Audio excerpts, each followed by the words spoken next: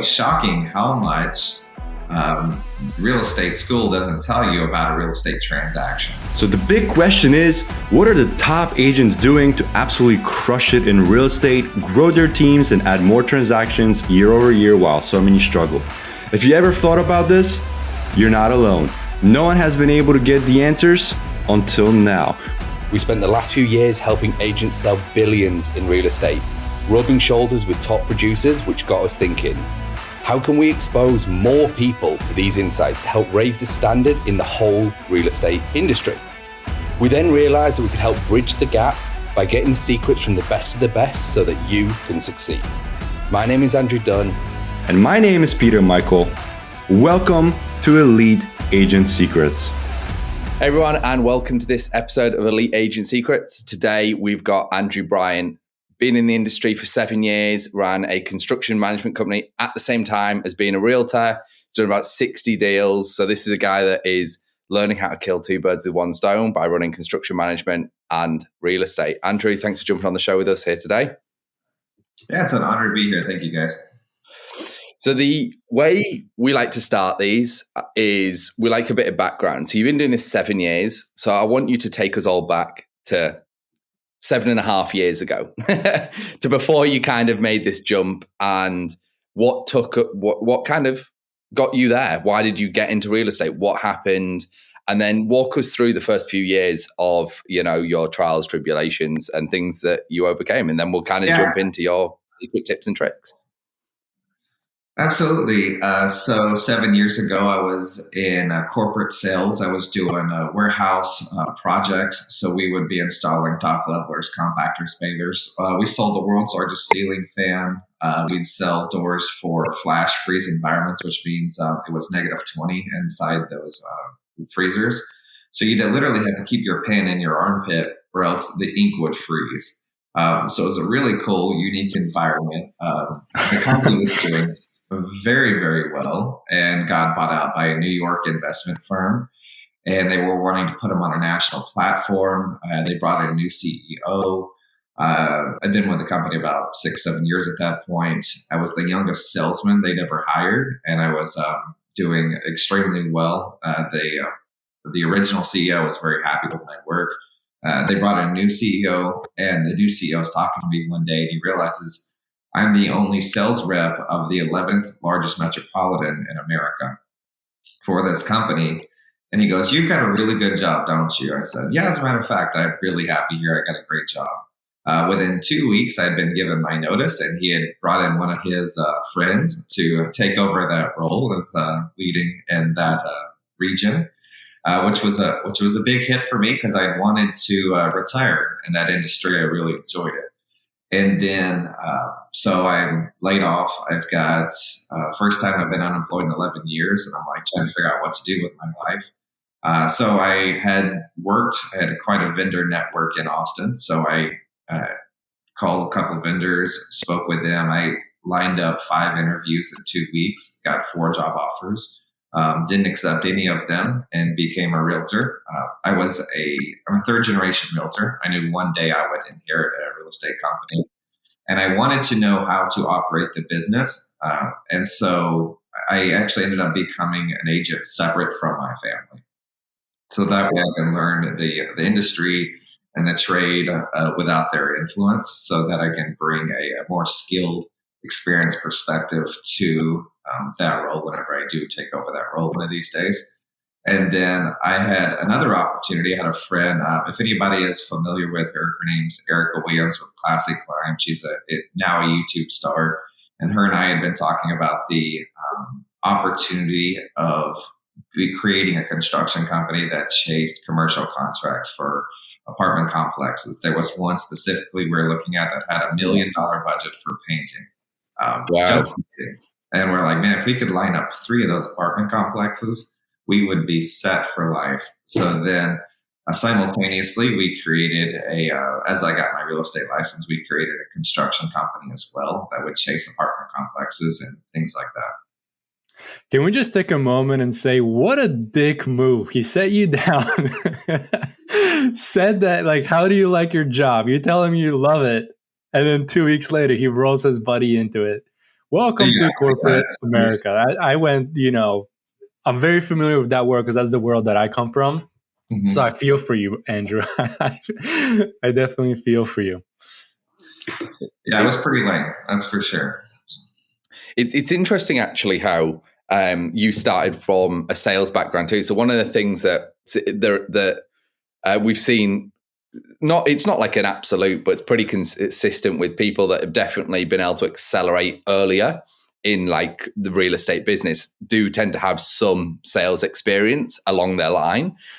So I'm sure that obviously benefited you when you jumped into this, irrespective of your family. And I'm sure you've picked up a lot from them just through the years, that it's like other people have to learn. You didn't even, it was just inherent. It was almost like gifted to you at birth, this real estate stuff. And it's interesting though. Explain more to me, because I'm curious why you decided to tread your own path. Because obviously just following a family, you got a team, you got all that stuff, you could have just walked down that road, right?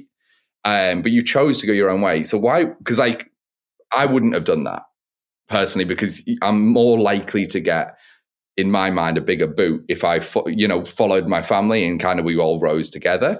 But you consciously went out and just did your own thing. So what was your kind of thought process behind why you were really wanted to do that? Is it relationships, or is it go your own way, that maverick mentality?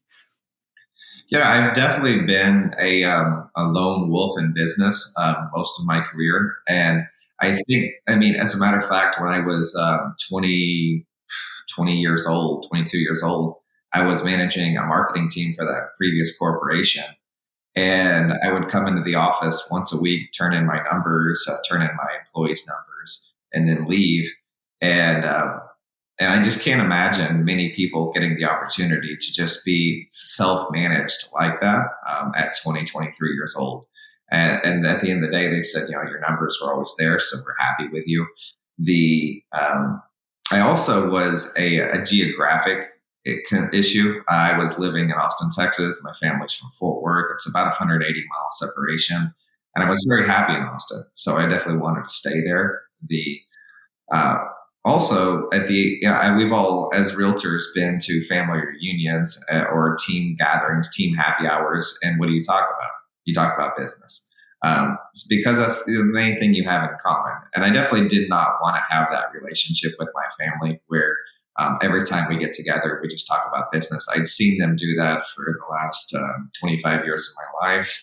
And right now, when I come home, it's like a vacation. I get to go celebrate, have fun with my family. And it's just been a nicer way to do it, to keep the business separate from the family. Separation. Yeah, I respect that. Like that's the place where I would probably see this going, because I'm very much feel the same about that. Like I would rather have two separate entities, family and keep family and business separate. So going back into obviously real estate, you jumped into it. What were your first years like? How many homes did you sell? Did you sell any? Was it a struggle? Like walk us through, getting off the ground, those first transactions of yours, how you got them, and walk us from there. Yeah. So the coming from a very successful sales background, I was actually very shocked in how hard it was to be a realtor. Because everybody tells you, yeah, come be a realtor, you'll make tons of money, it's super easy. I don't know, maybe that's recruiters saying that. I don't know who says that stuff, but it definitely was like, I felt I went from a business to business sales background, which is very factual. It's very much, here's the product, here's the price, here's when we can do it. Do you want it or not? And they're spending somebody else's money, so it's less emotionally tied up for them anyways. And then when I became a real estate salesman, I felt like much more of a counselor in the beginning, because it's a lot more emotional of a transaction. And also, all my friends were 24, 25 years old. So it was a lot rarer for an adult 25-year-old, at least in Texas, to be ready to purchase their first real estate. So I was having to work extra hard to find, open houses, looking at older people in my network who are more capable of selling and purchasing homes and things like that. Then also, Yeah, so it wasn't like I became a realtor and just started selling 10 million a year, like you hear some of those superstars do.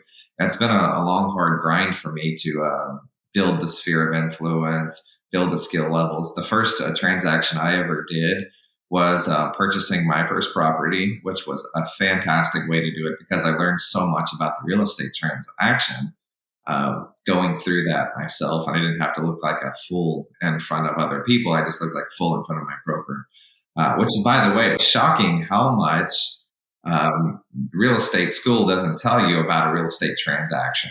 Amazingly enough, they teach you the theory and all the applicable concepts, and you get out in the real world, and it's like almost the opposite of what you should be doing by the book, right? It's wild. That's for sure. So having some of my first transactions under the belt, that's kind of the world that I come from right now. And it's like, I can totally relate with what you're saying from that perspective, is because you could just get thrown in deep waters, no help, no support. More than likely you're on an island. Your broker may or may not give you a whole lot of time. Most of the time they don't, because they also have like 50 other people that they have to tend to. And you can only fumble your way forward pretty much or through the whole transaction. So doing your first transaction or being on the other side of the table, it is so much easier the first time because at least you know what to expect. Yeah. And then you can plan for things, right? And plus you're getting paid to buy a home, which is a lot of fun. So. or you're just saving it for another project, a little pet project of yours, a motorbike you might want, depending on what it is that tickles your fancy. So that's how you got your first one. So then how did you get, let's call it your first actual one, like your first outside client? So your first prospect. How did that one come? Honestly, it's been so long, I don't really remember, but I imagine it would have been through my sphere of influence. I had been networking super hard at that point. I moved to Austin and I didn't know anyone. So when I had moved to Austin, I just started hitting parties and networking and socializing hard. Because I didn't know. This is the nice caveat into your first kind of secret to your success, which is getting all your deals right, which is you've spent a ton of time. And I think also giving a bit of background on like other stuff you've tried and kind of failed. But like community for you has been huge. Building a community, building a sphere that is personal to you has been huge to your success, to getting your transactions going and keeping you consistent, right? So tell us a little bit more about that. Break that down for us, what you're doing. Yeah, absolutely. And so I think for the people who know me and know what I'm doing, I think it's important that I say when I started building a community, it wasn't for the sake of my real estate career. It was because I enjoyed the people I was around. However, it has been very beneficial to my real estate career. I built a network called Austin Christian Community. It's a Facebook group. Right now it's got over 4,500 members. And I basically just wanted to spend more time with other people and do fun things. So then I started creating happy hours and inviting people to them. There's a lot of amazing events in Austin, Texas that is unique to this city. They've got a summer concert series that it's like the biggest picnic in the world. We'll have 8,000 people show up for a free concert. And it's just a big picnic. So I'll do, they do 4 of those a year. So I'll attend all 4 of those and invite everyone to them. I basically pick the fun things I want to do and then invite everyone to go do them. I do lots of happy hours, lots of dancing events. We do picnics. One of the favorite things that I do is every summer I'll do a party barge social. Do y'all guys know what a party barge is? Well, no, I could hazard a guess of what it is. It is like a 60-foot long pontoon boat that holds 70 people. And so about 2 of them. Now we're talking. And we'll put them side by side and we do like these chant wars back and forth about like which boat's better. And we'll do, everybody's swimming on the lake. They've got slides. We've got friends with Sea-Doos that pull up and give people Sea-Doo rides or jet ski rides, depending upon what side of the country you are, is what you call it. And so I'll sell all the tickets off. I usually break even by the time I've rented the boats and done made food for everyone and stuff. But it's so much fun. It's an absolute blast, and it's an opportunity to sit down. You're the host of a 140 person party, and there's no better way to get to know people than to be the host of the party. Absolutely, yeah, that's interesting. So when you obviously having a party barge idea, I mean, events are phenomenal, and if anything, now they're coming back bigger than ever because of everything that's kind of happened over the last couple of years.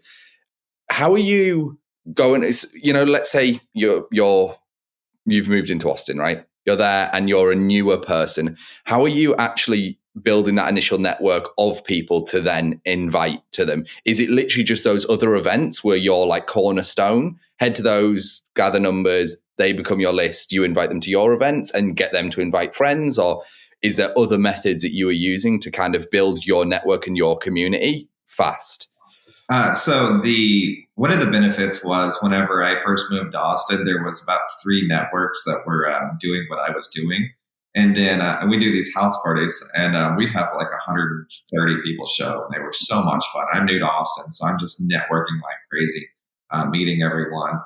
And then over time, the groups were starting to get less managed. Leadership was getting married, getting different jobs, moving out of town, whatever they were doing.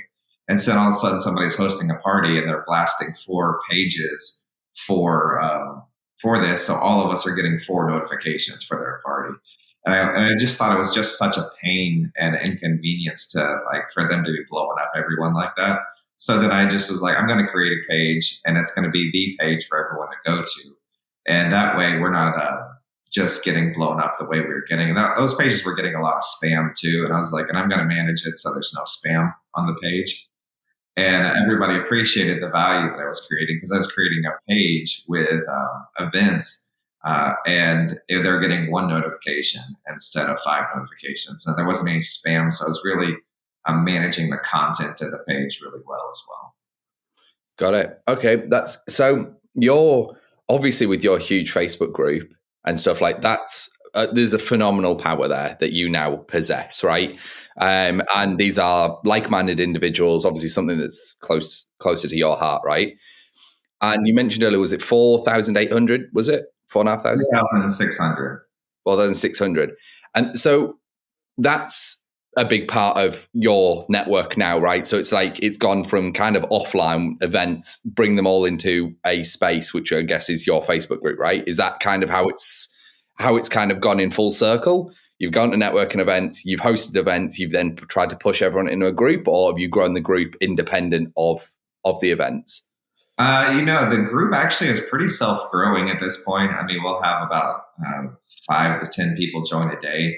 And it's just got a good name, apparently, or something. And it just seems to have grown on its own. It's really been unique to see how the group is just blown up on it the way it has. So, got it. And then you're using that group. So was there any, I guess, one of the things that everyone listening, I'm curious as well. I don't have a group of 4,500 people. So was there something like initially that's helped grow it? Do you know, like anything like that? Any kind of fancy stuff that happened? Or was it just, like you said, it's just been organic? Was there any tricks to the trade, so to speak?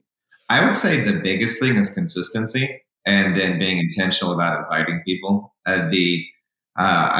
Consistently, I've hosted 1 to 3 events a month for 4 years now. And wow.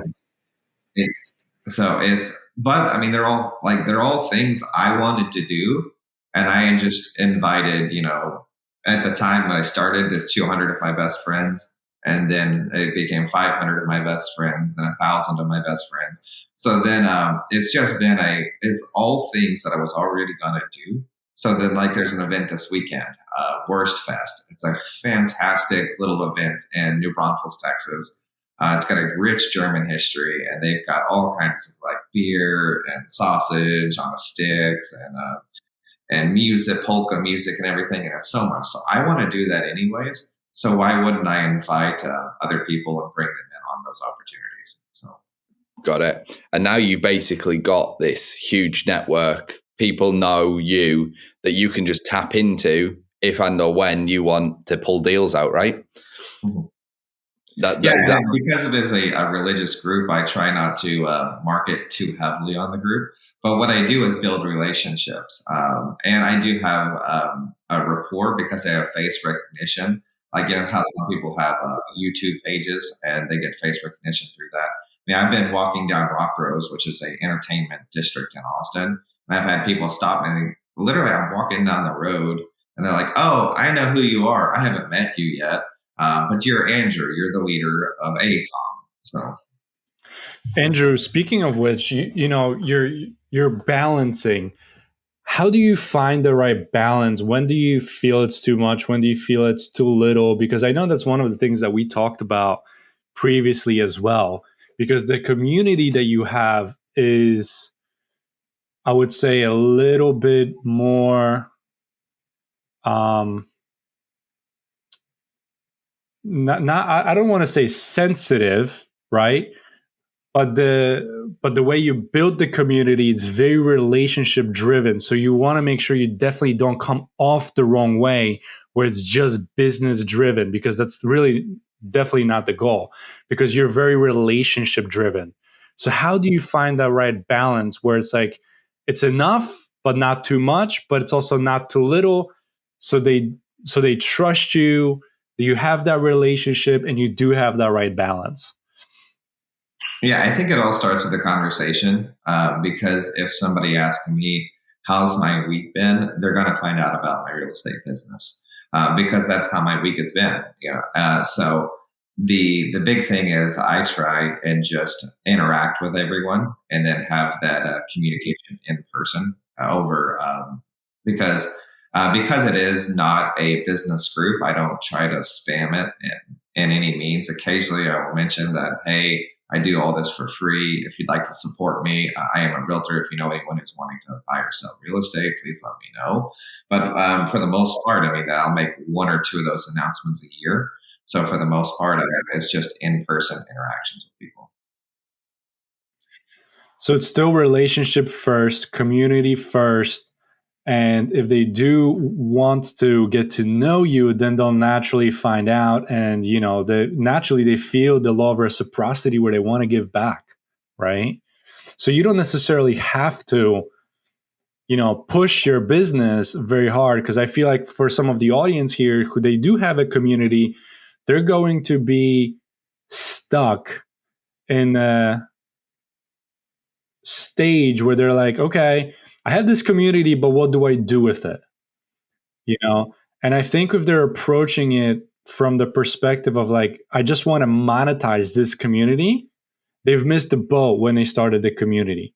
But you started the community to drive the community aspect, drive the relationships, make it a better community when they're involved with you.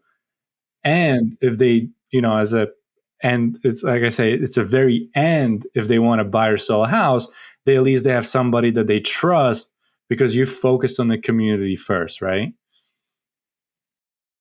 Yeah, definitely. Yeah, I've just never wanted to come off with the wrong intentions, and so we've all had a pushy car salesman experience, and I've never wanted to be a pushy car salesman. So then I really just try and treat people the way I want to be treated, and that's worked out really well for me. Got it. I mean, one thing that I think the community aspect, everything you've done, the Facebook group, the event, I mean, the number of events you're doing per month is an insane amount of work. It's mental. Hey, thanks for listening to this episode. Now, before you go, we're giving access to a private training we did where we revealed the top 3 niches to get listings today completely for free.